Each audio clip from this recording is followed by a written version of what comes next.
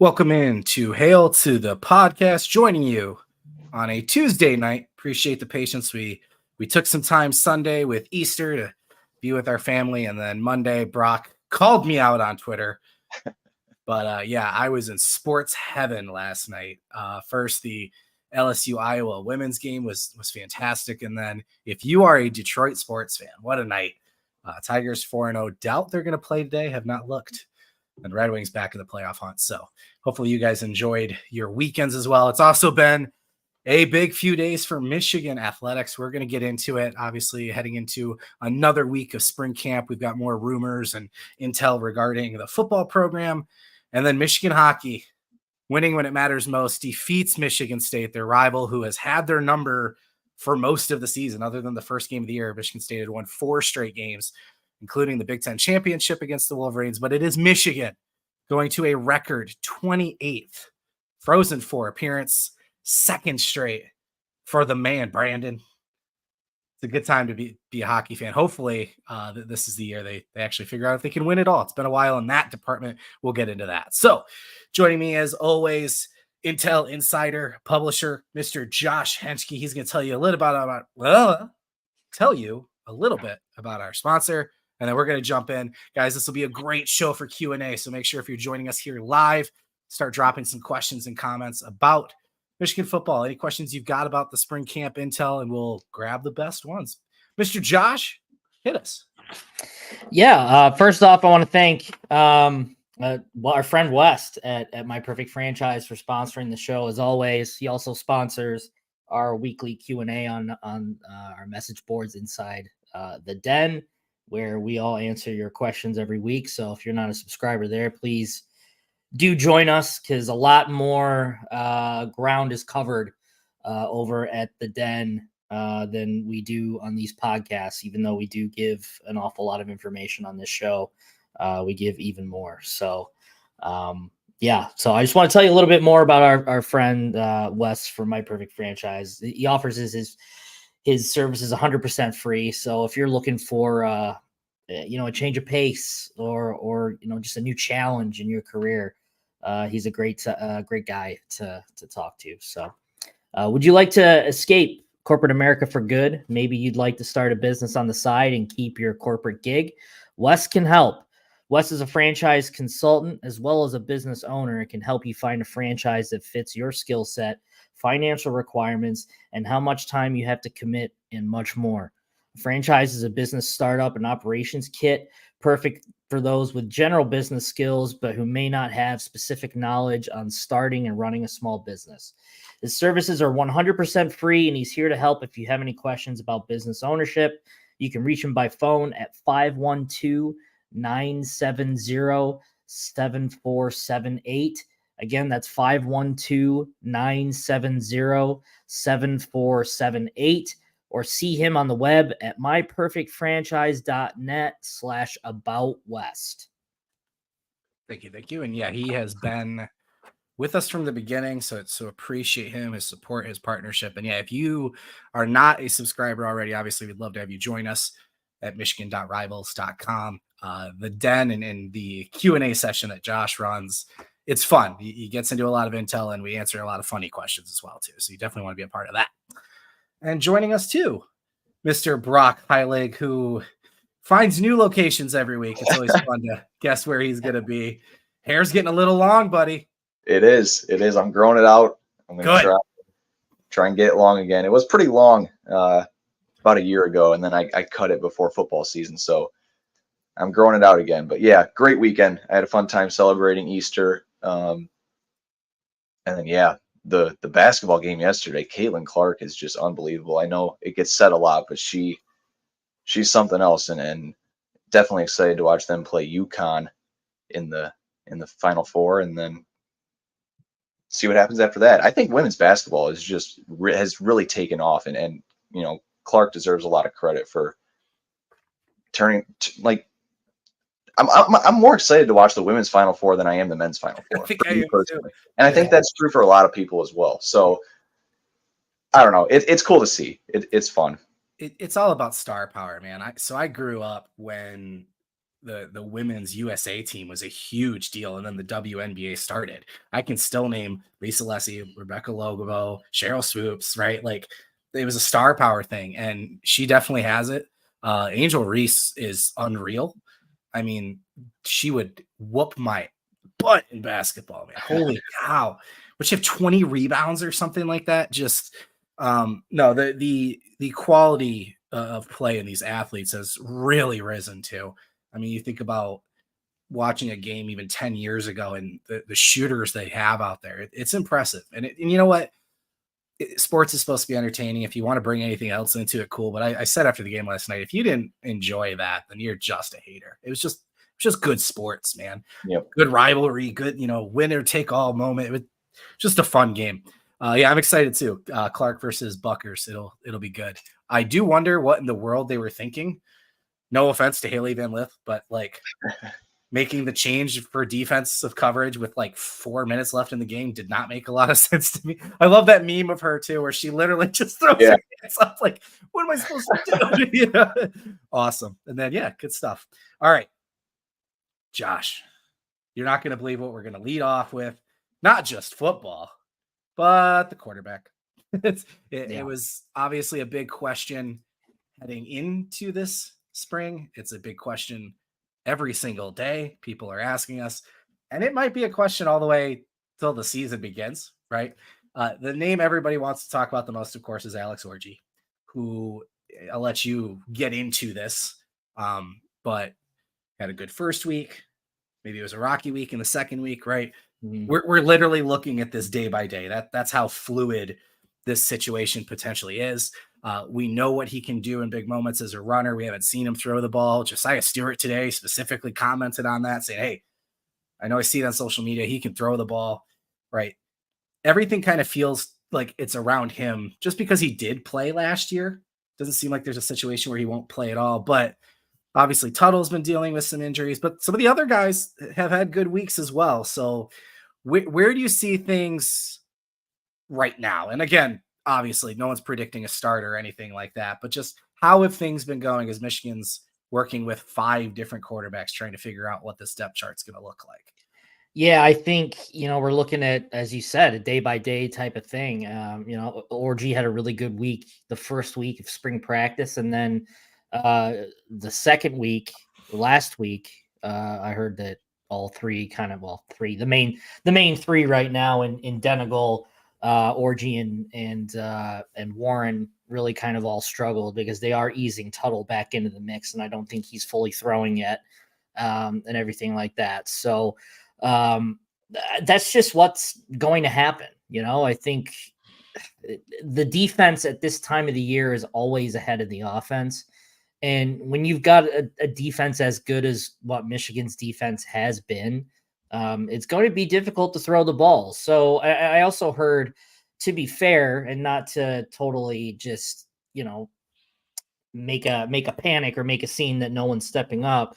I did hear on Saturday that the offense got better of the defense during the weekend too. So again, it's the ebbs and flows of this whole thing. And I'm really at this point, there's got to be some pretty significant progress in order for one guy to emerge as the guy coming out of the spring. And they don't really need to be in a rush to name a guy.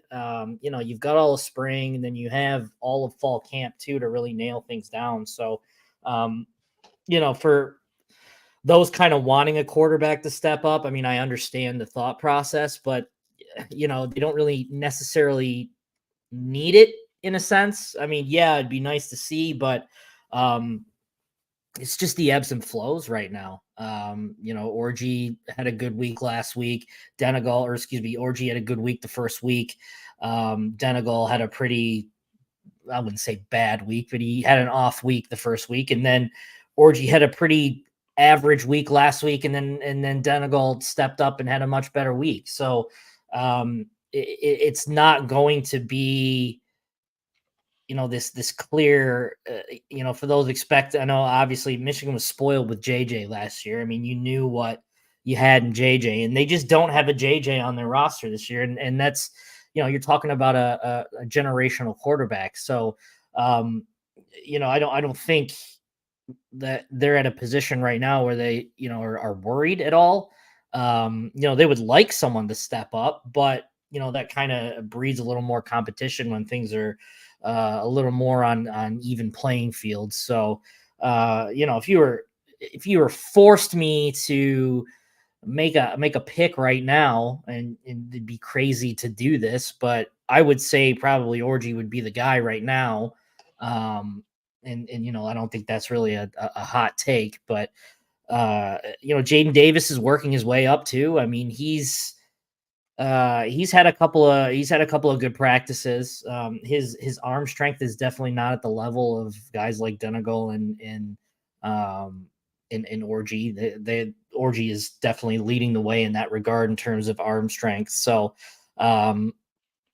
it's still very early. Again, I think it's a good thing that you do hear that the offense is taking a couple of plays away from the defense, because they have a far more veterans on that side of the ball than they do on offense. So, the defense should still be pretty good. So, it's we'll kind of see. I think if the run game is continues to be good with Donovan Edwards, the whole need for an elite passer, kind of lessen that a little bit. So we'll see what happens. I think still a long way to go. Again, we're talking only 2 weeks here worth of information, so there's really nothing that I can say definitively, but it's just going to be up and down until it's not, until there's a guy that is kind of really stepped up. So we'll see. I mean, the main important part is that the Bullets are live, and those three guys, all four guys are healthy right now. So that's a good thing. So again, it's just kind of a wait and see mode. But yeah, I mean, it's just up and down right now, and one guy's going to have a better day than the other, and that's just. I mean, it was like that last year too. I mean, you heard that Davis Warren had a better day in practice than JJ did at one point. It just happens sometimes. So it's just wait and see. Patience is the key here. You just reminded me of a funny tweet from my friend Don Thomas about Davis Warren and JJ McCarthy. But anyway, Brock, what are your thoughts early on here? And it's so funny to me. Fans, I mean, I'm seeing it in the comments already.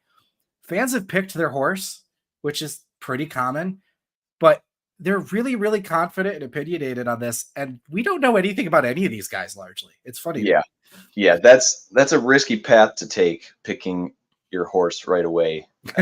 When spring ball is not even over and the spring game hasn't even happened yet. I would encourage fans to just sit back and let it play out, because there's still 5 months until the season starts, and a lot can happen between now and then. So, including Michigan potentially going to the portal and picking up a quarterback. So you never know what's going to happen. The starting quarterback on August 31st may not even be on the roster right now. So you always have to keep that in the back of your mind. But, I've seen a lot of people in the comments talking about how, Alex Orji is just a running back, or he can't really throw the ball. Don't put a lot of faith in a guy who hasn't thrown a whole lot of passes the last few years. But I think I agree with Josh. He's the clear front runner right now. Maybe not clear, but he would be the front runner in my opinion as well. Yeah.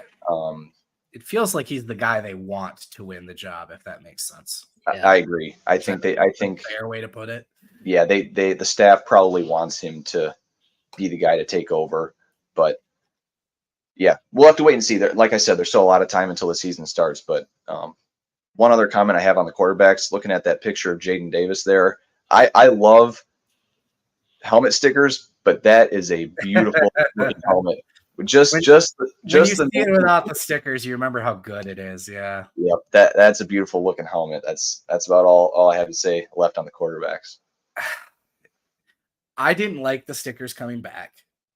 And then I really didn't like it when they got so many, it just completely took over the entire helmet. I do think what they do now, where each player gets stickers for wins or specific plays or awards or whatever is cool because they have this helmet now that becomes their journey at Michigan, if you will. Yep. Right. I do think that's kind of cool, but you're right. Look at that thing, man. That is the best helmet. it's just not even close. Yeah, it's clean, man. Look, you brought it up, and the transfer portal thing kind of hangs over all of this, right? Now, hold on, I got to address this because he's said the same thing a million times. Orji hasn't thrown any passes, not even in Tampa 2 season. How is that a good sign? Okay. Denegal's thrown, what did he throw? 6 passes last year in garbage time. Tuttle, yes, he's thrown more passes. He's entering his 7th year, and he's never held a starting job or any level close to that, right? Davis Warren, same thing. He's thrown a few passes. He was injured all of last year. Jane Davis is a freshman. You're right, Orji hasn't thrown any passes in games. They did call a play for him in Alabama where he was supposed to throw it, and he chose not to because his receiver was in coverage, right? But the bigger thing is they trusted him in those big moments to have the ball. Ohio State, Iowa in the Big Ten championship game, Alabama in the Rose Bowl, and Washington national championship game. They took J.J. McCarthy, the quarterback that Jim Harbaugh said is the best in Michigan football history and arguably about to become a top 5 NFL pick. They took him off the field in those moments and let Alex Orji have the ball. I'm with you. We haven't seen him throw it. But that's why people think what they think about Alex Orji. They've come out and said they believe in him, that he's stepped up in those moments. Yeah. So if there was, like Josh said, a JJ, right, not only a 5-star freshman, but a guy that threw the ball a bunch the year before, it'd be a different conversation. That guy's not on the roster right now. So like Brock said, in the transfer portal, and this is all hypothetical because we don't know who's going to be out there. I'm going to say one name just to give you an idea of what I think Michigan's probably looking at potentially if something comes into the portal. It's a guy like Miller Moss, who's out at USC, who got to play last year because Caleb sat out the bowl game and had this amazing bowl game, right? But Lincoln Riley goes out and gets another quarterback. UNLV, right? I'm drawing a blank now. I can't think of his name. But anyway, goes out and get another quarterback who people think is probably the favorite to start. So that's the kind of player. Maybe Miller Moss doesn't win the job in spring, or it's clear he's not going to, so he jumps in. Or maybe there's a starter like Ohio State took, Will Howard, who struggled at the end of his career and has arguably gotten benched for their version of J.J. McCarthy, the next highly rated recruit that's coming in, and he entered the portal, right? I don't want to say this definitively because I don't know, but I don't think Jalen Milroe's coming in the portal and coming in Michigan.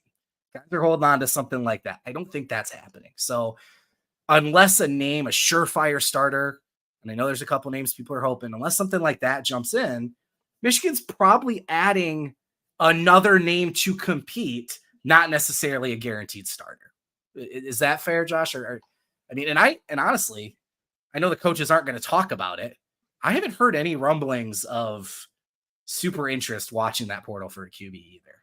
Yeah, no, I mean, there's been discussions and of the such, but nothing that really would make me believe that it's for sure going to happen in terms of adding in the portal. And again, we don't know who's coming, who's going. So, it's premature for me to even. I say this knowing full well there's a chance that some star will enter the portal tomorrow and make me look like an idiot. It has happened before. But yeah, it all just comes down to the kind of waiting and seeing what happens. And the April 15th is not too far away. It's coming up quick. So and if you're talking about grad transfers too, realistically anyone could transfer when you're talking about grad transfers. But I think the big thing, right, yeah, exactly.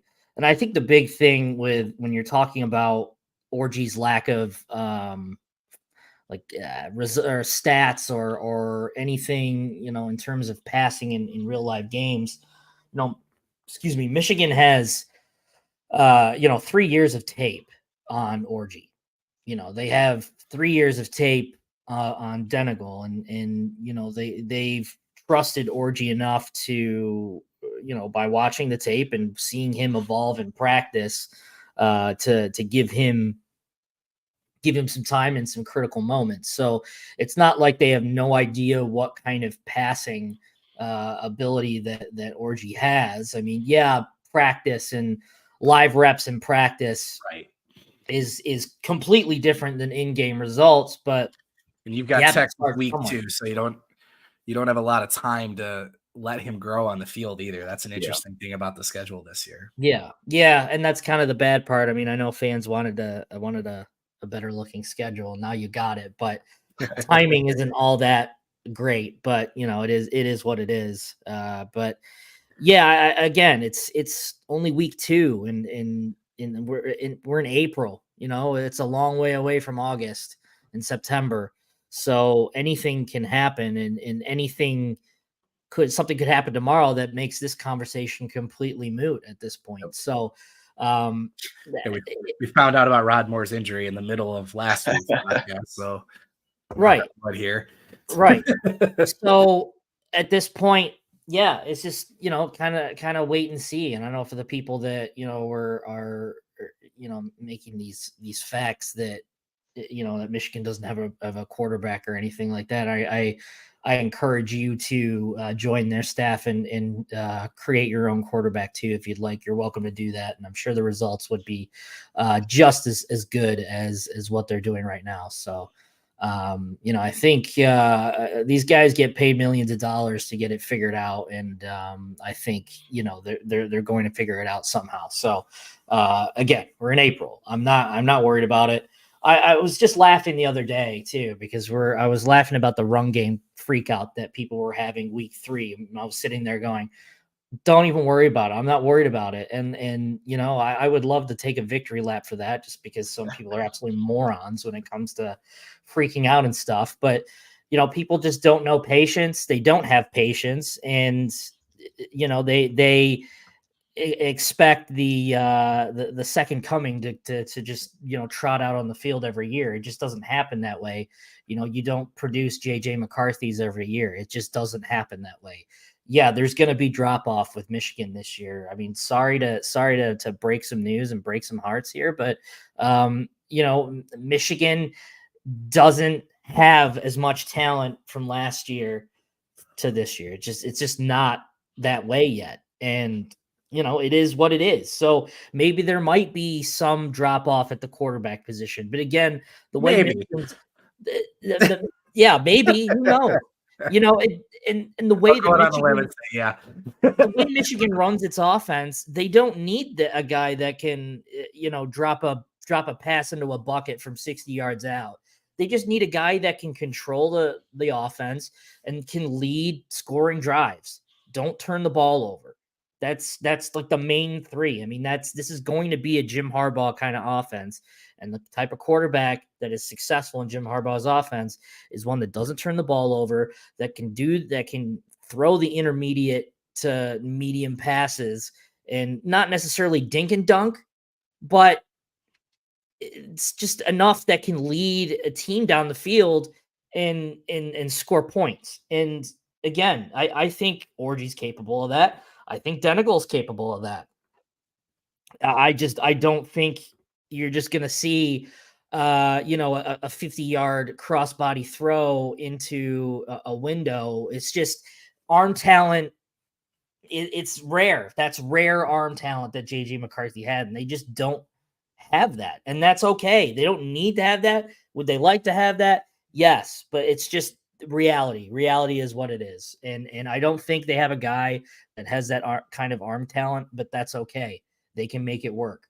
I think Michigan is set up to make another run for a Big Ten championship.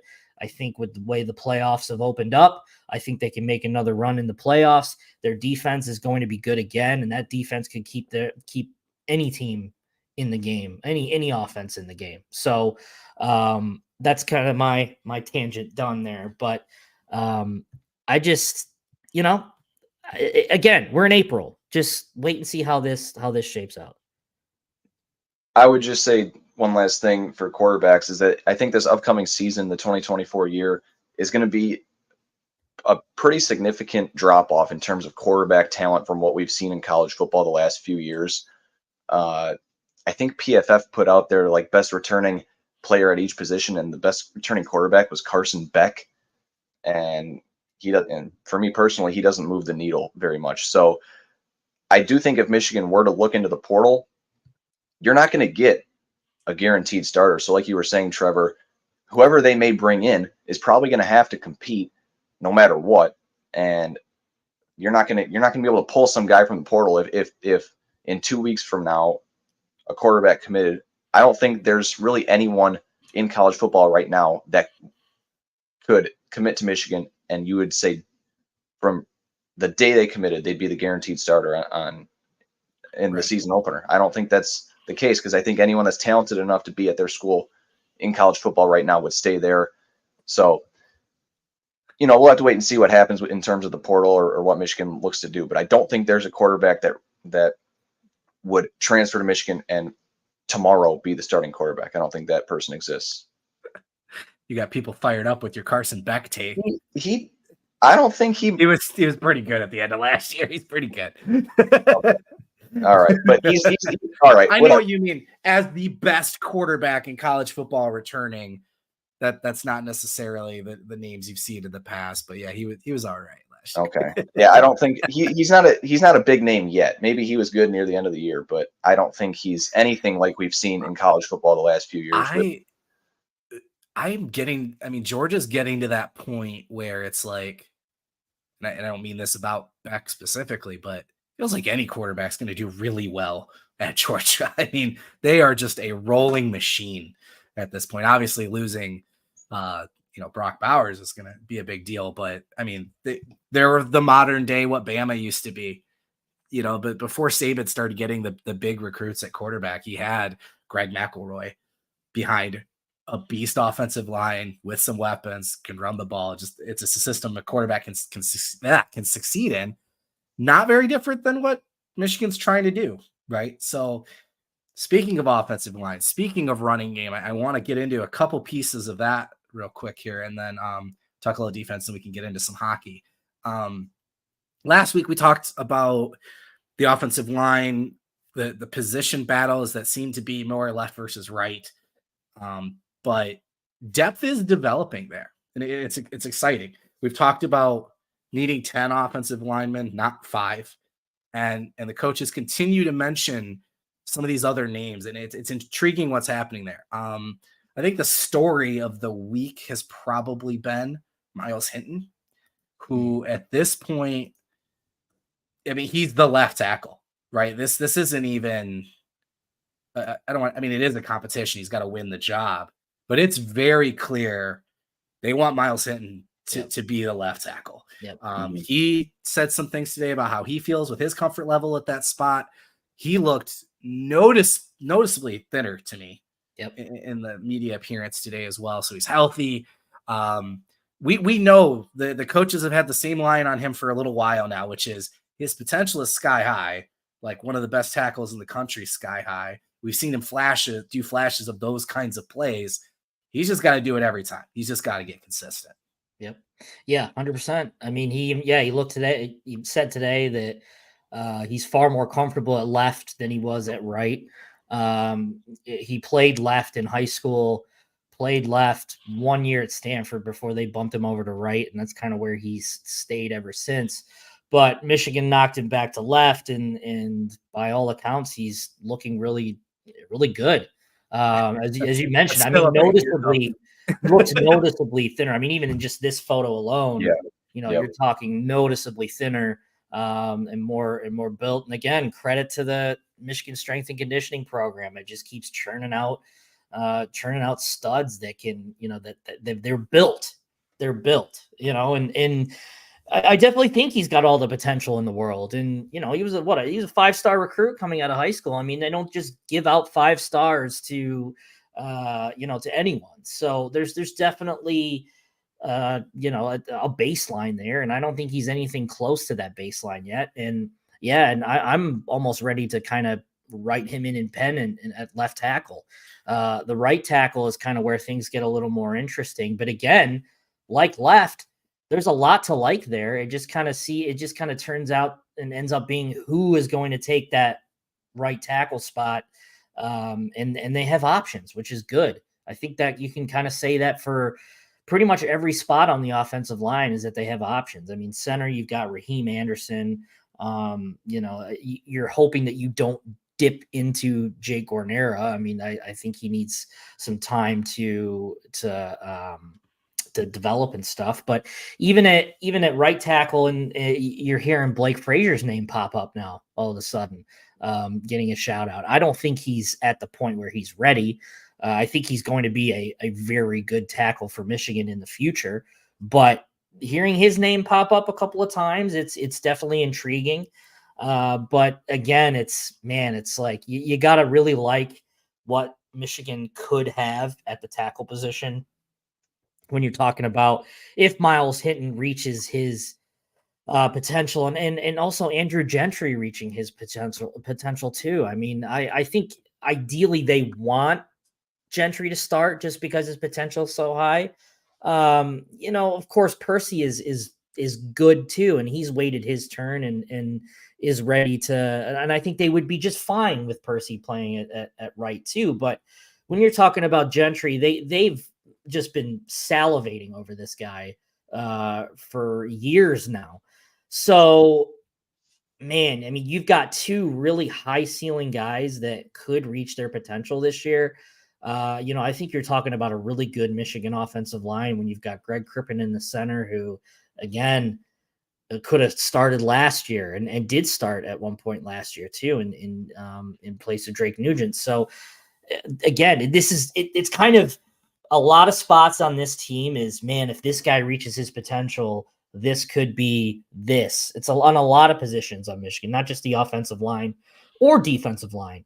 I just think if Michigan can find that and dip into that talent pool, Michigan's going to be a really good team again this year with a lot of bright talent that could really step up here in the years ahead. But Gentry to me is probably the more intriguing guy on the offensive line. Preeb on the I think he's on the right and El Hadi on the left. Yeah, we're gonna get into that because there was a little interesting nugget from Hinton on that today. But. So again, it's there's a lot, if you can get your bookends to reach their potential and play really solid football, I think you're talking about another really solid offensive line. And by all accounts, Grant Newsome is doing a fantastic job coaching and on the recruiting trail too. So, I don't want to say Michigan lucked into having a guy like Newsome in there, but when you're going from Sharon Moore to Grant Newsome and not having any drop off there, I mean, obviously we'll find out, but I mean, I think that'd be huge. Yeah. And, the last few weeks when we talked about this, we've all kind of agreed that the interior of the offensive line in some order is going to be Preeb, Crippen, and El Hadi. We kind of all have that written in pen. And Josh, if we run with your thought of nearly putting Myles Hinton there at left tackle in pen, that basically leaves Andrew Gentry and Jeff Percy battling for that right tackle position. And I think that would be huge for Michigan coming out of spring ball. Obviously, we don't know exactly what the staff is thinking at every moment, but if Michigan can have 4 of their 5 offensive linemen set coming out of spring ball, I think that's huge. Yeah. And maybe if it's not even out of spring ball, but entering into fall camp, that's big. And they definitely weren't in that spot last year. We know that for a fact. They were still moving pieces around and things like that, trying to find the right 5 guys that gelled. But from the 3 of us who cover the team, we kind of all agree that, if Myles Hinton is penned in there at left tackle, like you said, Josh, it would be almost certainly Andrew Gentry and Jeff Percy. They're battling for right tackle, which I think is just really big for Michigan. Mm-hmm. It gives you a sense of comfort almost, knowing that you're rolling in, getting close to the season, knowing at least the top 6 guys, and you just have to find the one guy out of 2 at right tackle rather than, I mean, they were moving guys all over the place last year trying to figure out who was going to be where. So that's really big in my opinion. And Trevor, if I know you were hinting at that little nugget that Miles Hinton said. But if you put up that picture that you had before. Yeah, so that's what caught me off guard, because one, every single photo we've seen has shown, oh, I'm clicking it but not sharing it, sorry, has shown Preeb at left guard next to Hinton. And I mean, El Hadi, who is expected to be the other guard, Giovanni El Hadi, his entire tenure has been at left guard too, but Preeb started for 2 years at left guard, right? So it kind of seemed like, oh, maybe he's sliding out to the right. But yeah, Miles Hinton today said that it's been Gio next to him on the left side. Now, that said, I think there's rotation going on. Crippen, who I would almost call a lock to start at center, they've moved him to some of the guard spots. Newsom has talked about wanting to find the 5 best offensive linemen and then organize from there. While I think that's true, I do think it's pretty obvious, like we've been saying, where some guys are going to end up slotting in at. So I thought that was interesting, the note with Gio at left, because, Josh, we've also heard that Nate Afobe is a guy who's been pushing El Hadi for potentially a starting job at the guard spot. Sounds like he might be the guy, again, penciled in very early, blah, blah, blah. But he's a guy who's looking like at least maybe that 6th offensive lineman role that Michigan loves to utilize, not only in jumbo packages, but also just flexibility in terms of starting on the line. Yeah. Yeah. I mean, there's definitely depth being built out. Even Amir Herring's name has been brought up a couple of times too. So there's names, and we've almost hit on 10 names. I think I haven't been paying attention, but it's pretty close to 10 names. So I think there's options there. I mean, if worst case scenario is that if Crippen if they do decide, hey, let's play Crippen at guard, Raheem Anderson can take over at center too. And they really like Raheem Anderson. Another guy I think doesn't have a spot. Like there's just, even with 6 starter level players leaving, there are still talented offensive linemen that are arguably blocked. Yeah. It's wild. It's wild. So, I mean, the ultimate test is going to be, come the season time, but it really seems to, like, they're not just, saying stuff just to say it. They're really confident in their guys. And I know Grant Newsom, he was asked about having the 10 guys, and he said, we're pretty far into this thing, and of where, this like depth is coming from. So, and I think they have it. And I mean, who knows who their 6th guy is going to be. I mean, technically the loser of the Gentry and Percy battle could technically be the jumbo 6th guy too, on top of Afobe. So there's depth on the depth, there's you have depth for a 6th guy too, which is just crazy. So I think the offensive line was probably the one position I wasn't worried about, considering the losses. I mean, you're replacing a brand new group of guys. And I think, this is probably going to be one of the most important coaching jobs of Grant Newsom's career, regardless of how well he has it. But there's just a lot to like there. And they'll be adding freshmen in coming the summer too. So, and there's guys like, Tristan Bounds that is still out there that, haven't really been mentioned, but is part of the conversation. It's just, they have options. And I think that's the best case scenario for this team, and replacing so many guys is just having options. And the fact that, you've got 3 or 4 guys right now that you can count on and write in pen in that starting group, 2 weeks in the spring is only going to bode well for, building out the rest of that line moving forward. And you can pretty much almost say the same thing for the defensive line too. I mean, there's numbers there, but it's exciting. It's exciting to think, and that's one less position you have to worry about. If a really good offensive line can make up for a lot of inefficiencies on offense, and that goes with the quarterbacks and as well as the running backs too. I mean, a really, really good offensive line can help a quarterback that's not as talented or as has this type of tools as the quarterback that you had last year. So yeah, a lot to like there.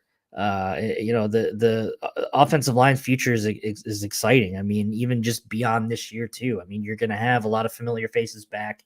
We'll have to replace guys, but the way that Michigan has been working the portal, especially on the offensive line, I mean, I have no worries about having to replace guys or plugging in guys. I just think the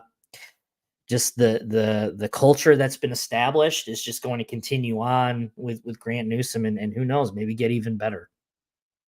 Yeah, two more things I want to add really quick that you guys kind of jogged my memory while you were talking. For me personally, I think players like Nathan Afobe and Amir Herring, I'll have to see that to believe it. I just think as second year players, I can't remember if either of them redshirted or if they're true sophomores at this point, but for either of them to beat out a guy like Giovanni El-Hadi or Josh Preeb for a guard spot, or Greg Crippen, all these guys, like we've talked about all spring, these guys have waited their turn. They've been in the system for a long time. Their bodies are just more developed, I feel like, as older players rather than second year guys just, I don't know, 15 months out of high school or something, right? So that's personally where I'm at in terms of that. I'll have to see that to believe it. And if Sharon Moore wants to invite us out to a practice to see how that's working out, I'd love to go and be there for that. But great joke. And then going back to your comment, Josh, about the offensive line, I don't know if you guys, I'm sure you guys heard Harbaugh's comment the other day. He was talking about how the offensive line is the only position group on the field where every other position group depends on it.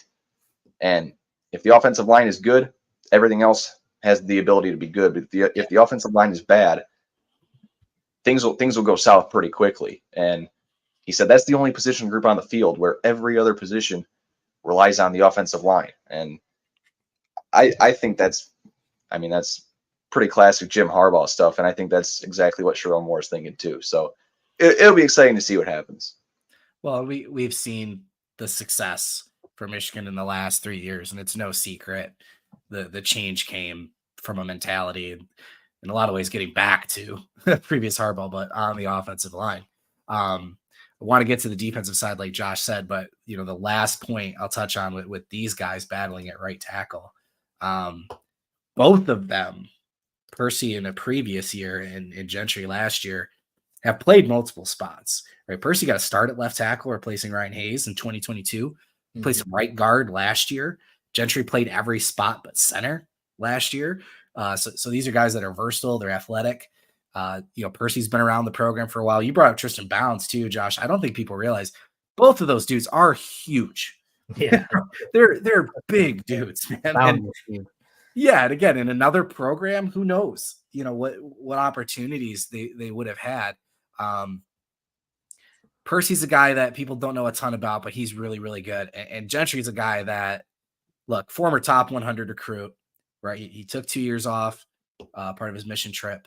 And this is year 3 he's coming into with Michigan. Now, we've said it before. He's, 23 years old, right? So he's 6'8" too, I think, or 6'7", 320 or something. I mean, these are all big athletic dudes that just need reps. And then to Brock's point, the continuity. I think that's so massive. I know they're moving some guys around right now, and we've talked about the left and right guard thing with Preeb and El-Hadi and figuring this out. I'd like to see them feel pretty good, at least going into summer and definitely by fall. I don't want another bleed into the regular season with the offensive line, especially with all new starters. I think the more reps those guys get at the one, the better, especially like we said with Texas week 2. Right. You don't have a lot of time to figure things out. So Josh brought it up, and this isn't a shock. Michigan has a good defensive line. Okay. Mason Graham, Kenneth Grant, a lot of attention with both of those guys coming back. Both have shut down transfer rumors pretty directly so far in spring camp. They didn't address it a ton because why would you previously? But both stated why they're still here and what their path forward is at Michigan. I want to talk about the edge though, and the two guys that are going to lead the way. That's Derek Moore and Josiah Stewart. And Josiah Stewart, we got to see today. I was really impressed with some things he said about what he learned from the previous year and the step up he's hoping to take as a player. Made a lot of comments though about as a leader and bringing other guys along with him. Specifically, TJ Guy is a name we've heard about, arguably backing him up on the weak side.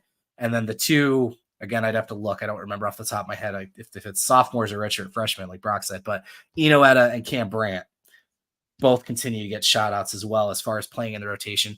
I think Etta is going to get into that 2021 Mike Morris role. I think they like him on the strong side, but he can move inside really well and play like that 3 technique. He's going to be super versatile, a guy that can play all over the defensive line. But rotations or not, these two dudes are going to lead the way. And Stewart took on Agent Zero, the number he wore at Coastal Carolina. I thought it was funny. He said he tried to get it from Mikey Sanders still last year, and he basically told him, hell no. Gave him his blessing to wear it this year. But look, you're going to have attention on you anyway. But that number, I mean, Mike Sanders still made it legendary in 1 year, basically. Well, 2 years, but has made that number legendary. And you're bringing more attention on you. And Stewart seems to enjoy that. Not just as a player, but again, as a leader. Feels like he's taking a leap here as a senior, but year 2 here in Ann Arbor. Yeah. I mean, they just those two guys. I mean, you're talking about, they have the potential to be one of the best duos in the country. I mean, even the best interior, with Mason and Kenneth, they're the best duo defensive tackles in the country too. So, both guys have NFL draft pick quality written all over them. I think, Josiah Stewart has a chance to really kind of cement his status as a high drafted guy. If you can get some production off the edge there, I think those two guys have just been running the show. And again, I think it's all now just about building depth. I mean, we all know what both of those guys can bring. All 4 of those guys, really. So again, you hope Etta steps up, and I just his name just keeps coming up unprompted. Not even asking about him. Trey Pierce is there too, a young guy on the interior. Cameron Brandt, another guy too that saw a little bit of playing time early last year.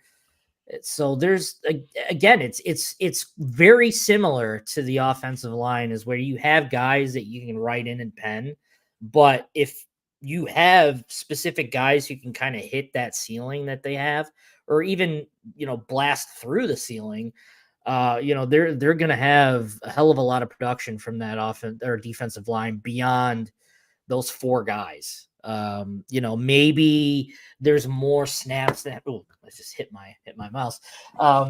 Maybe there's more snaps beyond what's available, what was available last year, and which maybe gives more opportunities to have the main 4 guys kind of see more snaps than last year. But again, there's so much talent on that defensive line group. It's just it's crazy if they can hit on that type of trajectory that they're on. And the addition of Lou Esposito, I think is the more I read about it, the more I think about it, I really like it. I really like his addition. Knows how to develop talent, knows how to identify talent. I mean, guys like Braden Fisk or whatever went on to have successful careers elsewhere, but those were guys that weren't really highly recruited. They brought that Western Michigan brought in, and eventually they moved on. So I think that's a really good hire. And I think that'll play into someone like, Etta's development really well, is just, Esposito really just working with these guys. So I mean, there's really not much more I can add outside of, Etta's getting a ton of hype, and I'm buying into the stock. I'm all in on the stock too. So it's just, there's a lot to like there. And again, as I said, if they hit that ceiling, they're going to be a really damaging defensive line for not just this season, but years to come as well. Yeah, like you said, Josh, this is a group where, barring any injuries or anything else, the 4 guys on the defensive line that are running out there on the first defensive snap of the season. And that's obviously Josiah Stewart, Derek Moore, and then Mason Graham and Kenneth Grant. Now that Michigan has those 4 guys set and you know who your starters are going to be, I feel like it's then easier to work in, and like you were talking about, develop guys like Etta, TJ Guy, Cam Brandt, Trey Pierce, all those guys, get them developed, and then build up that so-called second unit to make it stronger and things like that. So, I mean, lot to be excited about. I see right here Adam saying that Josiah Stewart and Derek Moore are both going to get double-digit sacks. I wouldn't rule that out. I would not rule that out at all. That's bold, because I mean you're talking about like Aiden Hutchinson and David Ojabo type of production there out of those 2 guys, but I would not rule it out, especially if they wreak havoc in the non-conference games. It'll be harder now that Texas is an opponent, but it's possible for sure to see both of them reaching 10. I've already said Josiah Stewart is double-digit sack for me this year. He did it as a freshman at Coastal Carolina. They moved him into kind of a weird rover position where he lost weight and just wasn't doing the same thing anymore. He gained weight last year. He looks bigger and stronger than ever. And he's always had this undersized tag on him. And then you just see him absolutely bully offensive linemen. The Alabama game, last play of the game, right? Just absolutely backs his lineman up.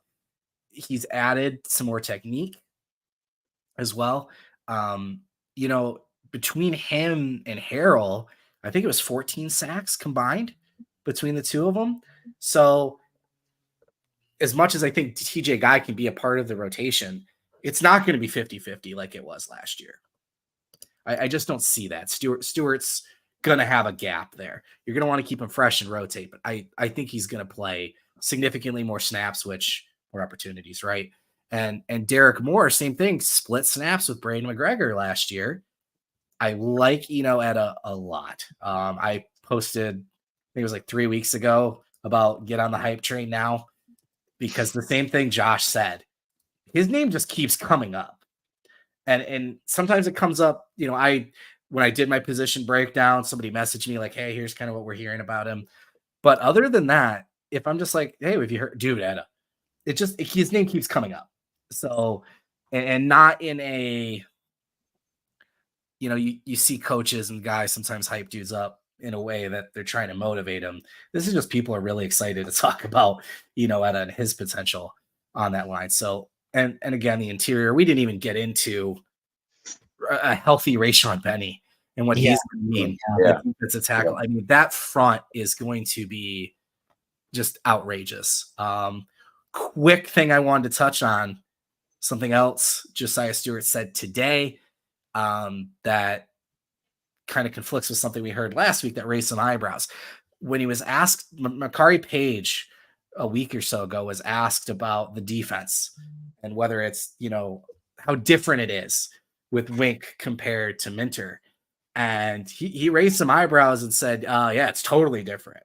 His response was so off-putting. Our friend Isaiah Hole literally asked him, are you serious? I feel like you're messing with me. Yeah. Right? Because it was what? It's totally different. And we hypothesized, look, he was one of the guys that did not get moved around a ton.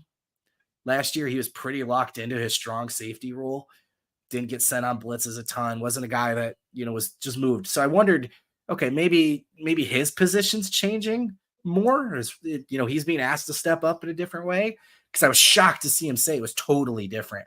Today, Josiah Stewart was probably more in line with what I expected, which is, some of the terminology's changed, right? Just some of the way we talk about specific blitzes or coverages. But, Wink's putting, I can't remember his exact words, but, Wink's putting his own fingerprint on it, if you will. But he doesn't expect it to be that different. weird to hear that gap between two starters, but maybe I want to believe Stewart more. I don't know. Just kind of interesting, Josh. I didn't know if you had any thoughts on that or if you've heard anything. Yeah, I mean, a little bit probably has to do with individual roles too and how they view their own roles. Like you mentioned, they might move Makari Page around a little more and Stewart's goal is just to go get the quarterback. I mean, it is his rule, his outline for what his position doesn't really change from scheme to scheme, except maybe some gap schemes and things like that. But his ultimate goal stays the same. He has to go get the quarterback and, go get the running back. So I do know that they are pretty heavily blitzing during the first couple of weeks, which has gotten the best of the offense a couple of times, and which isn't exactly allowing the offense to gel, so to speak. But yeah, as P Maximus here, I was just about to mention this, he nails it. Wink is giving these guys what it's going to be like in the NFL. Exactly. I mean, this is what Michigan is running as an NFL scheme. And, you've got an NFL coordinator running your offense, and that's what's going to happen. So you're going to have every role in that defense is going to be different. And again, Wink isn't Mike McDonald. Mike McDonald isn't Jesse Minter, and Jesse Minter isn't Wink. So you're going to have different philosophies. You're going to have just different ways of doing things. So do I think the offense is going to be night and day different? No. Maybe you can add a wrinkle of adding blitzing in there because they have guys who can blitz, and you've got linebackers who can blitz too. So, adding that extra wrinkle, probably puts a little bit of pressure on a newish secondary, but you've got guys to do it. You may as well do it. So, and if you can add new things into a old scheme that now people have a couple of years of tape worth into, it changes things a bit. It still kind of takes the predictability factor out of it a little bit too. So, and of course, Wink has a lot of years of tendencies and things like that on film, but Michigan is still trying to, will find its way and use the talent it has. And the talent they have this year varies from the years past. So the needs of the defense are going to change. So I don't think it's going to be as what Makari put it as night and day, but ultimately we'll see. Yeah. When I was writing that article from Makari Page saying the defense was totally different, I was writing it because it was what he said. And I got to write about what he said, but I was just as surprised as you guys were to hear that. And it was pretty shocking, honestly. I was like, what is he talking about? Because, all we heard about was that Wink Martindale was the OG of the system, as he called it, right? So it's impossible to imagine that it could have been much different, but they should never gave me Twitter. Oh man, it's good stuff. You guys mind if I answer Adam's question in here about? I was going to ask Josh if we're allowed to. Oh yeah, because they don't. Okay. Yeah, because they don't. They don't allow it. They limit you to 5 minutes. Don't allow us. Yeah. You have to keep it under 5 minutes. So. Yeah, we're not allowed to post any content from press over 5 minutes. Sometimes they will allow us to do each player session separately, and sometimes they combine it. So, you literally only have 5 minutes for maybe multiple people. Yeah. So, to do anything like that would be doing us a favor, and that's asking for way too much from me. I didn't want to get Josh too fired up, so I was hesitant. It doesn't get me fired up anymore. I mean, because I'm just used to it. But it's ridiculous.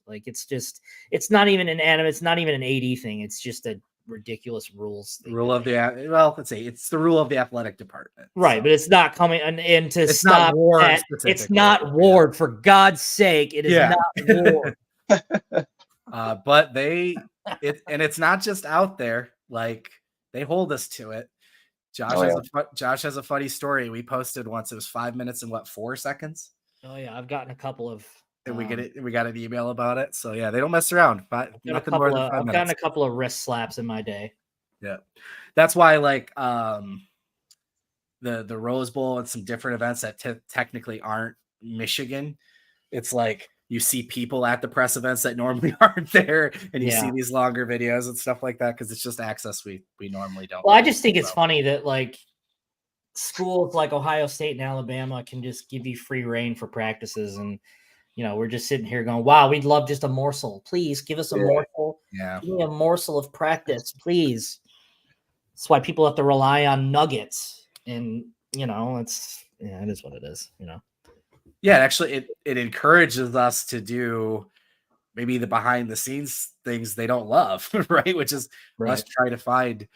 Yeah, I'll be interested to see. I've already noticed, I mean, just in the videos that they've posted, which I was bored and I used the terms. I went into Zapruder film on one of those 40-second clips the other day and literally was going frame by frame trying to see like what I could pull from it or whatever. But that's what we've got. So I've noticed that they have put out a little bit more, and we'll see if Sherrone Moore gets comfortable. Maybe he'll be a little bit more open and bring the submarine up to the surface, if you will. You got jokes. Both of you guys got jokes today. I've been doing this for over 10 years. I've gone through multiple coaches. It ain't happening. It ain't happening. I thought it was bit. I thought it was a Jim Harbaugh thing, but I guess it's just a Michigan thing. Harbaugh's another level. They call it Fort Schembechler for a reason when under Lloyd Carr. Yeah. It's just been passed on at this point. Yeah. Right. But tradition unlike any other. Harbaugh's favorite thing that I loved was like literally telling some people like different versions of a rumor to see what got leaked so he could figure out who was telling people. Like, dude. But I just saw a question. Where did it go? McPhee, is Pernell McPhee hire official? Yes, right? I'm pretty sure it's official. I haven't heard anything about him yet, but I'm pretty sure it's. I know while Scruggs was gone, which has been all spring camp, obviously, before Esposito comes in. It does, doesn't it? That's so funny. LaTroy Lewis and is it Kevin Wilkins? I get the brothers. Yeah, Kevin Wilkins. Kevin Wilkins have been working with the defensive line. Wilkins has specifically been handling the edge guys. His background's in edge outside linebackers. And LaTroy Lewis has been working with defensive tackles, which for about half of a second, you see a clip of him and Mason Graham in one of those social media clips that Michigan put out. So, so it's chugging along. Spring camp, we are continuing to get nuggets like we talked about it and some intel, and we're having these conversations at the Den. Michigan.rivals.com. Make sure you're in there contributing to the conversation, asking questions. Josh has been doing basically an every Friday kind of thing, putting everything together with a good Friday news dump, if you will, of info he's been hearing from camp. And if you haven't watched or if you haven't been paying attention, we are very fortunate to have Jim Scarcelli on our team, who is somebody who has been at Michigan practices and has been bringing back a lot of information. He did a show with Dennis. It was like almost 2 hours last week. So make sure you're liking and subscribing the YouTube channel, notification bell. Dennis goes live during the day. He has Jim on very often, and former Michigan player, guy that's been around the program, guy that knows Harbaugh well, knows the staff well, just knows the program like the back of his hand. And he's getting us some firsthand info out of practices. So keep up with Josh, and then of course keep up with Dennis and Jim on that show as well. All right, I got to get into hockey. We have to. So I don't know how else to lead off, but I'm going to play this goal real quick is what I'm going to do. So it felt like, Brock, I'm going to let you go first on this, Josh, if that's okay. Just I think Brock knows more than both of us combined, probably. Oh, yeah, absolutely. Go for it. This has just been the last few weeks, a lot of Michigan doing things they haven't done all year in terms of winning games when they weren't up in the first period, winning games when they were down in the third period, winning games when they, they've just been finding ways to win. I have been incredibly, I don't know what word I want to use, but Trey Augustine, for those that don't know, Michigan State's goalie, incredible goalie, future Detroit Red Wing coming back next year, was a Michigan commit at one point, right? Flips to Michigan State. And I've kind of unfairly said that's been the difference between Michigan State's success this year and Michigan maybe not being at the level they could be. It's just been goalkeeping. If they had kept Augustine, blah, blah, blah. Michigan has been keeping goals out of the net. in the last few weeks. They got 5. Well, 4 on Augustine. 1 was an empty netter. Look, it's hard to beat a team 5 times in 1 year. I think a lot of people felt confident about Michigan in this draw here. But what a win in front of 1,800 people. Yeah, that's big time stuff there. 2 Michigan schools battling it out in Missouri in front of, like you said, 1,800 people. But yeah, I mean, Michigan hockey. Yeah, play this goal from Frank Nazar III. Just ridiculous. Pass. The balls on that guy to do that in that spot. At that moment, dude, right? Yeah, you just went up 3-2. And look at this. Unreal. And Brindley driving it home. That was his second goal of the game, right? Nazar had 2 assists, I believe, as well. Duke had 2 assists. Look at this. Yep. That's the Michigan 2.0. It really is. It really is. And, obviously that was the goal that put them up by 2, and then Michigan got another one later. But somehow they keep finding ways to win. And sometimes it doesn't even make any sense, because just about a month ago, this team was on the bubble. I mean, yeah, we're looking at pairwise every day. Yeah. This team was not confident they were going to make it to the NCAA tournament. They picked up a few big wins late in the year. Obviously, had a good run in the Big Ten tournament. Obviously, ended up losing to Michigan State at Munn in East Lansing in the championship in overtime. It was a great game, but somehow I don't know. This is now 3 years in a row they made it to the Frozen Four, and this one might even be the most impressive, because you don't have the Hobie Baker winner and Adam Fantilli on the team anymore. You don't have that star, right? It's been much more of a team effort for Michigan this year. And like I said, they were on the bubble. A few losses would have knocked them out, but if I remember right, they beat Minnesota once or twice. They split with Minnesota, and then the Notre Dame sweep. That was kind of like, all right, they're comfortable. Yeah. And then obviously getting to the Big Ten championship, it was a lock at that point. Yeah. So very impressive stuff from Brandon Naurato. I mean, it's been very, very impressive. And I saw someone asked about Seamus Casey and his availability for the national semifinal game against Boston College. I'd be surprised if he doesn't play. I saw a picture of the team yesterday or earlier today, maybe, and it didn't look like he had. I don't know what the injury is. I haven't seen any reports on what he's dealing with, but he didn't have like a cast or anything, a boot. Yeah. I thought they were just holding him out as precaution, because he went out after the first period against North Dakota. And then I just thought maybe it was a precautionary thing, but I don't know. Yeah. But this week and a half or so between games, between the Michigan State game and the Boston College game, that's going to be huge for him. So I'd be very, very surprised if he wasn't ready to go and play. But yeah, Michigan. This is the round where Michigan's been knocked out the last 2 years. They lost last year to Quinnipiac, and the year before to Minnesota. It may have been Minnesota 2 years ago. It was Quinnipiac last year for sure, and the year before it was. Oh my God, brain. I'm drawing a blank too. I have a feeling it was Minnesota, but they lost to Minnesota at some point. I remember. Someone fact check that on me, but this is the round when Michigan's lost. So this is go time for Brandon Naurato and the team. Try and get to that national championship. And that OT game with Denver. That's right. Oh, Denver. That's right. Yeah. That was Denver. So the overtime period was 20 minutes long, and Denver scored with like 5 minutes left in overtime. So like 75 minutes of hockey, and Denver didn't commit one penalty. Michigan didn't go on the power play the entire game, and that's crazy.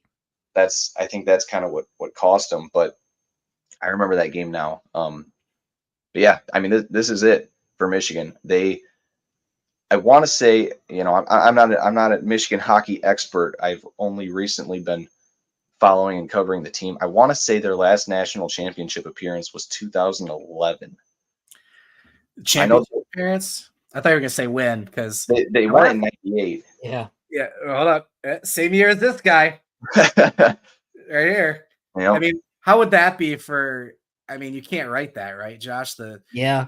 Michigan football wins the national championship, hockey in the same year. Yep. After coming back from 97, 98. Yeah, I remember 2011 because I was heading home from Florida with my parents and we were listening to it on the way home. And like that was a good game because that one went into overtime too. Yep. Minnesota So, Duluth overtime. And yep. Brock, you're right. You're right. That is the last national championship. Obviously, they've been to, I think it's 8. Let me see. Yeah, 8 Frozen Fours since winning the national championship. Wow. 98. Yeah. So, I mean, that's the big piece of this is got to win it all, man. Yeah. One of these times, hockey or football, kind of broke through what was a stretch of being the bridesmaid, right? We saw the basketball team get to 2 Final Fours, 2 national championships, including 2013. That block was clean.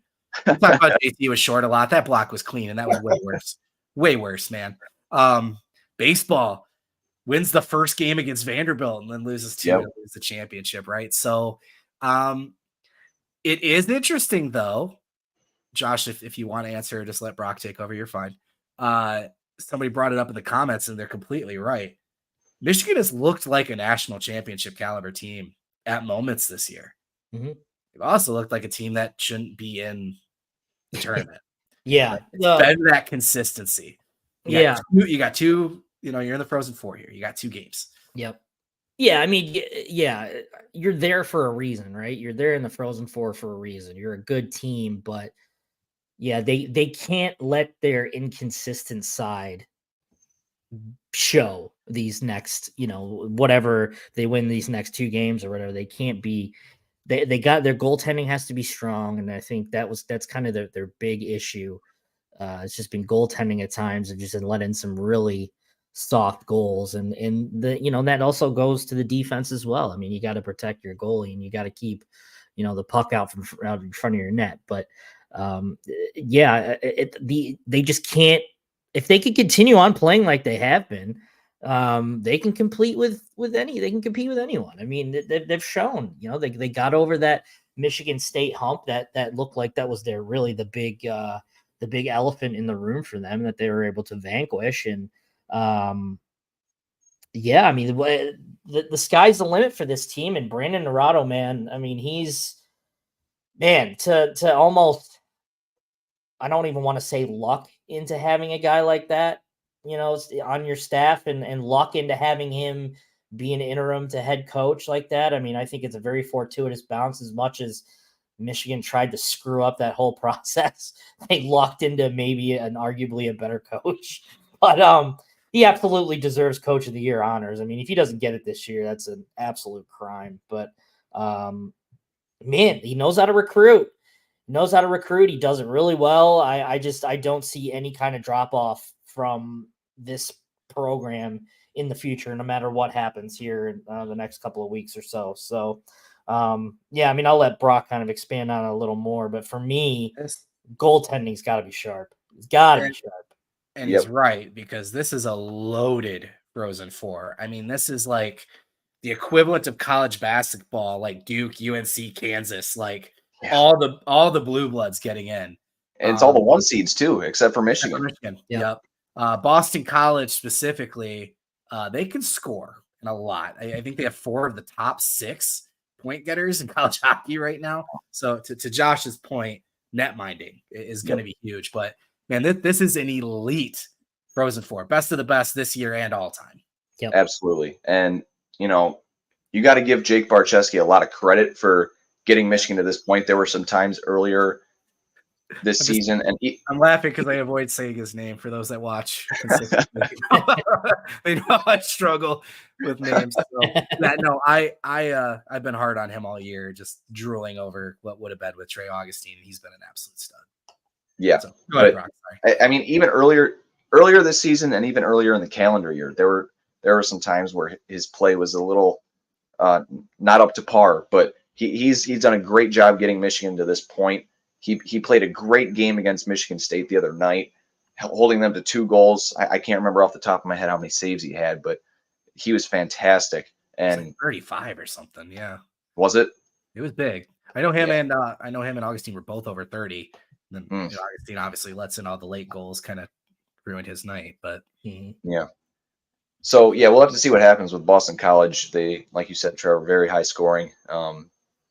And yeah, it's not going to be easy. That's for sure. If Michigan does win the national championship, this is going to be one of the most deserved in a long, long time, because you're going to have to go through, obviously, North Dakota, a 2 seed, Michigan State, 1 seed, and then you're going to have to beat Boston College, a 1 seed, and then either Denver or Boston University, which are both 1 seeds too. So it's going to be very, very deserved. And like I said, even without a guy like Adam Fantilli, who's off to the NHL, a lot of credit to Brandon Naurato and the whole team for getting this together, and even touching a little bit on recruiting too. I saw I think it was the same night that Michigan won, they landed a kid, a 2008 kid, which that blows my mind. Like kids from 2008 are now committing to it blows your mind. That's the year I graduated high school.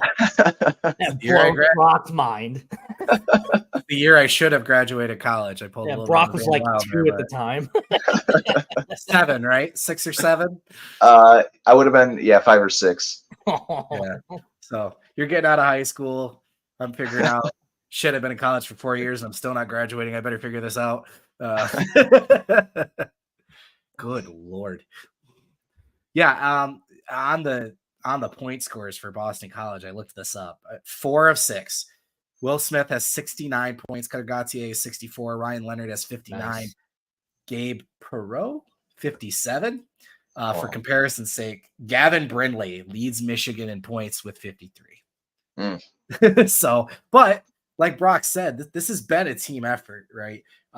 Brindley and Rutger Moore, the goal scorer, leading the team in goals, but Gavin Brindley's been dishing the puck. He's been scoring. Casey's been the leading assist getter. Would be really good to get him back. But Dylan Duke, TJ Hughes, and then obviously the man who owns Michigan 2.0. Frank Nazar, what a goal that was, man. I think they're going to play. I mean, I don't even know what to call that. It's just the Michigan now, but that wraparound. I mean, like Josh said, in that moment, man, to go, I'm going between my legs here. Like, I'm so happy for the tens of people that saw it. I do want to answer the question real quick. When in hockey and recruiting, they go by birth year, not graduation year. So 2008 he was born in 2008. So when you see a recruit, a 2008 recruit, it's not a recruit from whatever it is over 15 years ago now. It's birth year. That's how they go by hockey. I don't know why they do that, but there they are. Yeah, you'll see that a lot. Always an 06 defenseman, or I have not followed it closely enough to get into, like you said, with the recruiting. I know they've been doing really well. I see the tweets. There's a couple accounts on Twitter that do a fantastic job. And I'll say it again, hockey in general, there are incredibly passionate fans and passionate people that cover it.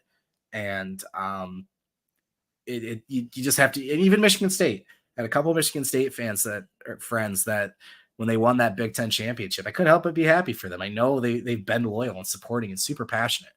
And on the last podcast, I made a plea, and it's worth pointing out that Michigan, I think it's ridiculous, has not had a university-supported women's hockey team, that it's been a club sport. We just saw Ohio State women win the national championship. And at a Regent meeting, it was brought up, and it sounds like Michigan is going to do what it needs to do moving forward to get a women's hockey team. Again, it's frankly short of embarrassing that it hasn't been taken care of sooner. Again, just from a talent pool standpoint, Michigan, I think it's either first or second in terms of talent for women's hockey. So it's embarrassing. Good to see a couple folks speak up on that, but let's get it done. All it took was Ohio State winning its second national championship in women's hockey, and hey, look at Ohio State football. They're complaining about NIL just like us. Michigan wins the Natty, and whoa, holy cow, that blew the doors open for that. Let's take a minute too to talk about absolutely how soft Ryan Day is. Let's bring it up. What a absolute hold on, let me pull it up. I can't believe he said this. absolute soft human being. Now, maybe this is because Jim Harbaugh once again made a third base reference, right? Maybe taking shots back and forth. So it's hard for me to say, oh, you say something now when Jim is gone, when Jim seems to continue to drop that in there. But hold on, I almost have it. Here we go. So Ohio State hired their new running backs coach. Terrible hire, by the way. I think he's a terrible hire. I don't know what he's going to be, but if we hired somebody who'd only been a running back coach for 2 years, I know what Ohio State fans would be saying. But so Carlos Loughlin from Oregon, they're very excited about the hire. A lot of recruits speak very highly of him, whatever. He's the new running back coach. Okay. And in the context of talking about him, Ryan Day said, like some of us in this profession, he came up not in a football family, but grew up and kind of had to figure it out on his own. Now, if that seems weird to you and you're not present on social media, one, good for you. Two, let me explain. There's been this, like, you can always tell like what's coming up through Ohio State circles because they kind of start saying the same talking points. And I've seen when Jim Harbaugh made the most recent third base comment, people were like, well, his dad gave him a job. He was around football his whole life. Like that's become this new narrative that like Jim's only successful. He's third base too, which they don't understand what the phrase means. But because he came from a football family, which he helped his dad. It wasn't his first job. He helped him for 6 years, like in the summer while he was still playing professional football. His first real job was quarterback coach for the Raiders because he was a quarterback in the NFL for 15 years. And what does he get blessed with? The University of San Diego head coaching job, where he goes and brings them to Patriot championships or whatever their league was called. What does he get blessed with? Stanford, one of the worst programs in college football history. He brings them to a BCS Bowl. Andrew Luck, Heisman candidate, right? Goes to the 49ers, top 5 winning NFL. Anyway, okay. Pierce Day is taking a subtle shot at Jim Harbaugh, who certainly grew up in a football family. Like, that's what you got on him? This dude was standing in the mirror sobbing to himself for 3 years, trying to wait for his moment to say this. And now he finally said it, and he's acting all like big boy now that the bully's gone out of the room. He's kind of similar to like, those cartoons or whatever, where a guy's like holding someone back and they're like swinging like, oh, let me at him. Then finally someone let him out and then he ran into a brick wall and fell over. I mean, how unbelievably soft. And the entire Ohio State fan base is just circle jerking over this tweet. Oh my God, he's funny. Oh, Ryan Day's finally used the ball. I will say, and I haven't looked since we've been on, but that tweet from Silver Bulletin underneath it, largely Michigan fans. But even though Ohio State fans were like, dude, he's not even here anymore. Right? Like, come on. And also, you've lost 3 straight years. Yeah. Yeah. Just unbelievably soft. Jim Harbaugh owns a large portion of Ryan Day's brain. I think that's about all he thinks about at this point. It's pretty funny, but yeah, exactly. He's got a house up there in Ryan Day's head, just chilling. Unbelievable. It's embarrassing. Yeah. I want to just switch to one of my favorite. Way to make it about yourself, Ryan. See if I can get this up here. Oh yeah, one of my favorite. that walk up the tunnel after that game, man. And I continue to say, I think Ryan Day hates this rivalry. I don't blame him. I think it really bothers him how successful he has been, and people still just care about Michigan. The comment he said after that game about this game means a lot to a lot of people, almost excluding himself from it, right? When he says team up north and when he does those things, it just feels fake. I've said that before. And I think if he can somehow figure out a way to beat Michigan and not have to hear about it anymore, and with the expanded playoff and everything, we'll see. It's kind of a bummer. It feels like the game's going to be minimized in some ways. Yeah. We'll see if that helps. I think it's an Natty or bust year for them. And I don't mean that in a bad way. I mean that they have a loaded roster. They've done good things in the transfer portal. Yeah. I don't think bust means you fire Ryan Day. But if they lose to Michigan again, I think he will be. Yeah, which is still kind of crazy. But yeah, in this era, you can't lose. Or I mean, Jim did, but we saw what 2020 looked like, right? Yeah, it's interesting. And I just self-promote here. Just wanted to point this out for Ryan. Jim Harbaugh is not the coach for Michigan anymore. Sherrone Moore is the head coach. And for those of you who don't know, Sherrone Moore grew up in a small town. He's raised by a military family. His dad was a master sergeant and a boxer. I don't know if you get more badass, scary dude than drill sergeant and a boxer. His mom was a nurse in the Army. He had to figure things out on his own. He loves his mentor, Jim Harbaugh. Just saying. And 0-1 against Sherrone Moore. Yeah, so a guy that's already beat you, who is very passionate about the man who gave him this opportunity, Jim Harbaugh, and who too had to figure things out on his own and worked at a community college to get an opportunity to play for Oklahoma, and then worked his way up the college ranks. I don't know, maybe a shot you didn't need to throw, but I get it. You said you were going to hang 100, 3 games in, you still haven't. And you're just really upset, so good luck with that. But I wish I had that toilet paper in here, but unfortunately it's been wiped and flushed a long time ago. Good God. What's funny is it was there for months. So I'm imagining a scenario where you had Taco Bell and didn't have toilet paper. And you're like, you know what? There's a roll in my office. I better go grab it. Eventually I got sick of looking at it, and then I just got rid of it and added it into the toilet roll holder. Yeah. It had a good run. Yeah, it did. Yep. And it had, never mind. Never mind. Don't. It had some runs on it. There it is. I love it. You said, nope, never mind.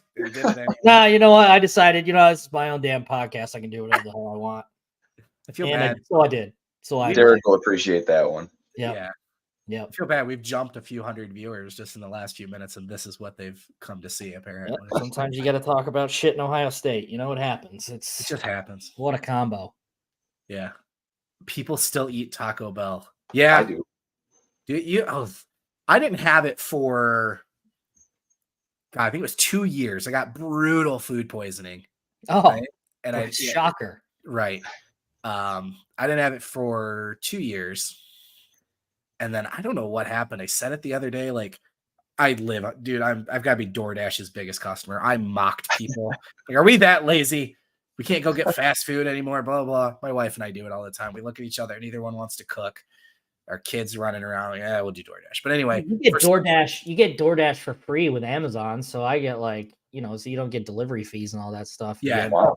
Oh, dude, I don't know what I pay for, but I don't pay for fees. I get coupons all the time. It's crazy. But anyway, my wife and I both were in the mood for Taco Bell for some reason. We're like, all right, sure. Just disgusting, dude. I don't blame you, Brock. I've been your age. Okay. I understand. I can tell you many who does that bit? I can't think of his name now. He wrote Grandma's Boy. He played that roller skating guy in Reno. Nick Swartzen. Thank you. Nick Swartzen does a bit about how, like, when you're drunk, Taco Bell is like 3-star Michelin. It's the best thing you've ever had in your entire life. Yeah.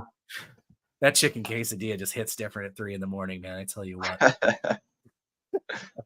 Yeah, Taco Bell's very convenient. Yeah, there's not a lot of places open late anymore either. That's part. I mean, yeah. Post-COVID, it's like the only place that's open late anymore. Yeah.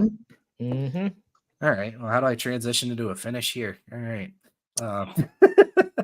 You can find a way. I'll find a way. All right. So what is it? Is it Tuesday? It's Tuesday. Yeah, it's Tuesday. Right. So again, we will continue to have more camp intel throughout the week. You want to make sure you're inside the den on Fridays. That's when Josh posts. I didn't want to say dump. I said dump earlier, but I can't now. It's where Josh posts his week of intel that he's accumulated. Here I go. I'm trying hard. We will have more basketball news as well. We chose not to get into it just because it's kind of just starting to to get up. A lot of maybes out there. Yeah, a lot of maybes. I will say this though, I do feel pretty good about them getting Yale's Danny Wolf. Yeah. I get the sense that Vlad Golden and Wolf could probably play together. I just don't know. I want to see it. Yeah. Well, the thing is too, and I guess we're gonna get into it, but it's the thing is they're kind of two vastly different players too, because Wolf is a 3-point shooter. Golden is specifically an under the rim kind of guy. So you can be that stretch 4, right? I mean, that's the idea. I mean, and he is kind of being recruited like the 4. So I guess, I mean, yeah, you could technically play both of them together, but do they want to play together? I don't. That's kind of the big question that we're trying to figure out. So, I mean, both of them make sense. And honestly, I think just from Wolf's kind of his 3-point ability, I think he's more of an attractive get than Golden is, despite that familiarity with May, because you can kind of stretch the floor with Wolf a little bit. But I'm not going to get into They've got 8 to 10 seats open. I will take anyone who wants to come here. That's true, but yeah, you also have to take. Yeah, but you also have to take kids who want to be there too. So and to be fair, the biggest thing we knocked on Juwan was the roster construction and making sure you have guys that fit. So yeah. Well, and Golden's also going to test the NBA waters too. Right. So there's going to be a little bit of leeway there. Wolf doesn't really seem like he's going to do that, so better get him on campus. And then obviously Essegian too. We talked about him a couple weeks ago. Nothing's changed there. I feel good about that. He's just the family's just not in a rush. Last thing I heard, they were like on vacation or something. So they're not really. That sounds nice. Yeah, they're not really taking this to not want to say seriously, but they're taking their time. They don't really need to. If they know they want Michigan and Michigan wants him, just he's got time. It'll happen. Yeah, it'll happen when it happens. Yeah, plenty of seats open. Yeah. He's not gonna have to worry about waiting out his spot. That's for sure. No. Which, for those, I mean, I think we've all been pretty consistent. I don't see any path for Doug coming back. I know he. Wow. Well, there's also breaking news. Per Matt Norlander from CBS Sports, Dusty May will be hiring Mike Boynton Jr. from Oklahoma State. Wow. I told you there was going to be. All right. I predicted a player, but I knew there was going to be something while we were on the show. Yeah. That's a good hire. That is a good hire. That's a former head coach right there. A really good recruiter. That's a really good move by Dusty May right there. That's starting that out strong. So that's a good job. Good job by Dusty May. That's really good. Where was he a head coach at? Oklahoma State. Oh, wait, what? Yeah, he used to be the current. The current. He used to coach Cunningham. Yeah. Yeah. Oh, did he get fired? Oh yeah, he's been fired for a while. I didn't know that. I mean, he coached this season. I guess I was. Oh no, I'm sorry. He got fired 3 weeks ago. Okay. Huh. Wow. Yeah. I thought he was gone earlier than that, but yeah, no, I think there. Was he after Underwood? Yes, he was there ever since. He's been there a while. That is a good hire. Yep. Wow. So at this point, even though it's not official, you've got to assume that Phil Martelli and Howard Isley and Sadie Washington are all gone, right? I mean, you can't. Yeah, probably. I know Sadie's the one that, Yeah, Sadie's is really being considered for the U of D job, but I don't know if he's going to get it. But yeah, I don't know. I don't know. That'd be a fun spot for him. Yeah. I thought for sure he was taking Western a couple of years ago, but should have. Hindsight. Props to him for staying. But I always have an interesting memory. The 2021 Michigan-Ohio State game. I was in the stands for that, and him and his son sat right behind us. So totally covered up. So at first he said something, and I was looking at him. I think he figured out I could tell it was him. But yeah. I mean, he's obviously been here a while. He's a great dude. If there's a spot for him here, then okay. But it is what it is. Time of transition, right? So, yep. But yeah, we'll continue to cover that. I think it's nice to have some some optimism and excitement around the basketball program moving forward. I mean, this was going to be a complete overhaul regardless. So, like I said, I don't think there's a path back for Doug based on a couple of the names we just mentioned and maybe where Michigan has looked already in the transfer portal. I don't see Reed coming back either. Yeah. Cheddar was a guy we thought might jump in, but hasn't. So, I mean, that's potentially a valuable big piece there as well. And then I'm trying to think if there was anything new. Christian Anderson, obviously no longer committed. That's not terribly shocking either. His commitment was kind of,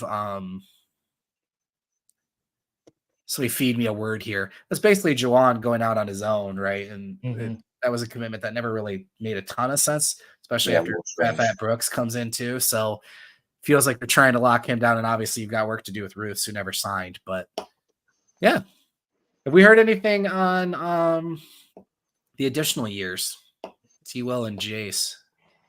Yeah, I'm not sure yet. Jason, I haven't heard anything, but they both they were at the press conference too. So, yeah. Right. Yeah. T-Will wasn't. T-Will was not there. No, Jace was there with George Washington and Will Cheddar. And Cheddar. Okay. Yeah. Okay. Those were the three. T-Will was not there. Namari wasn't there. So yeah, we'll have to see. I am surprised, to be honest, that Terrence Williams hasn't said anything about whether or not. I mean, it's either he comes back for a 5th year or he goes to the portal. I think those are really his only 2 options. So interesting. Yeah. But all right. Well, there we go. We'll talk about it in the okay.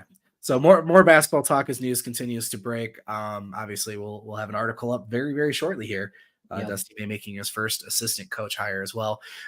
I can't think of a reason off the top of my head. We will not be at our usual time of Sunday at 8 o'clock Eastern time next week. So again, as always, please like, subscribe, make sure you're hitting the notification bell when so you know when we go live. And for those of you coming back and watching this video on playback, if you can comment anything on the video as well, we'll take any feedback as well. Comments are really good for us as well. And then, of course, if you don't know, Maize and Blue Review, we cover Michigan 4 rivals. Makes this very easy to find, michigan.rivals.com. Please, if you're not a subscriber already, go on there, consider it. We'd love to have you. And again, if you have any questions about joining us and such, don't ask us. We have tons of regulars like Derek and Mark and Adam in our comments here on my live YouTube thread, always joining us. Subscribers, big part of our community. We appreciate you guys. Just ask them if you think you should join. So other than that, hey, loaded show, football, hockey, got some basketball, snuck it in there. We'll have more of it on Sunday. Of course, we'll always have more over at michigan.rivals.com. Thank you for joining us. Hail to the podcast.